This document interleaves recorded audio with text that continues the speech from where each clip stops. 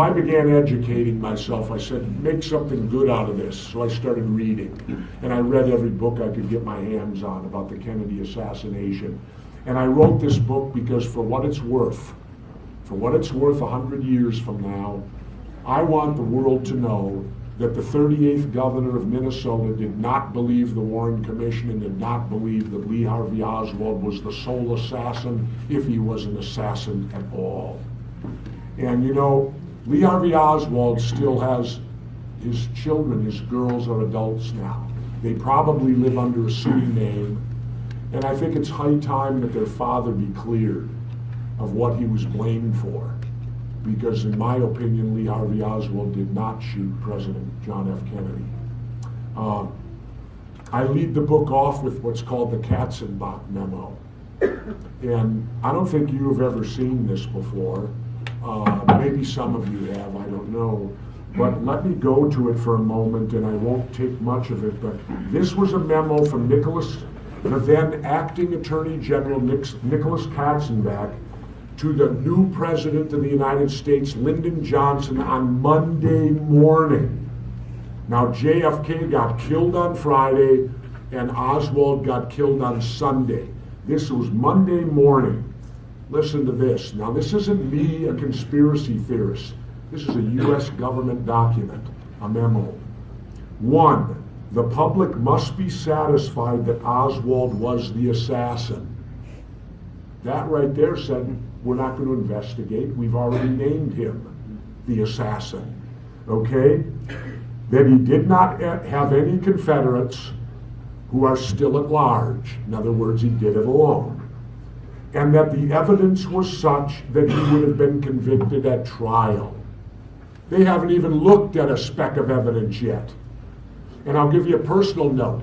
When my mother passed away, she kept one of those big trunks, and my son was about 14, and we were going through it. And for whatever reason, she kept every Minneapolis newspaper of that weekend. And in the Minneapolis paper, now remember, this is pre-computers, 1963.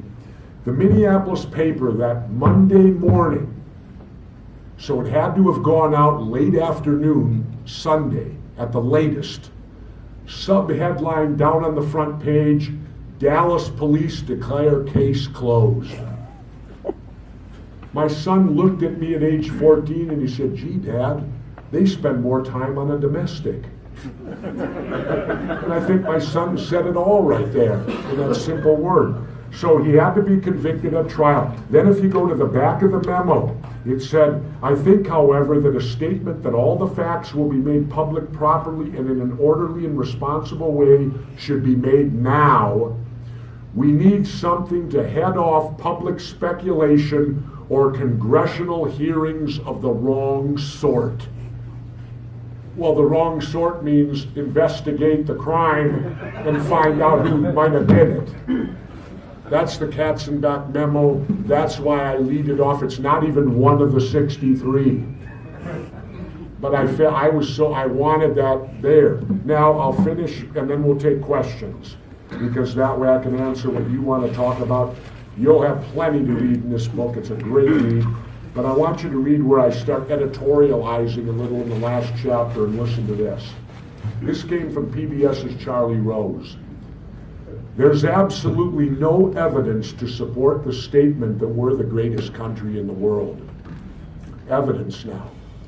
We're 7th in literacy, 27th in math, 22nd in science, 49th in life expectancy, 178th in infant mortality, boy, 3rd in median household income, 4th in labor force, and 4th in exports.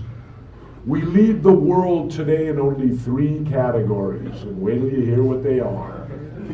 We lead the world in the number of incarcerated citizens per capita, in other words, people in jail, yet home of the brave, land of the what? Free. Well, that's obviously not true, and here's the one I love. We lead the world in the number of adults who believe angels are real. Okay?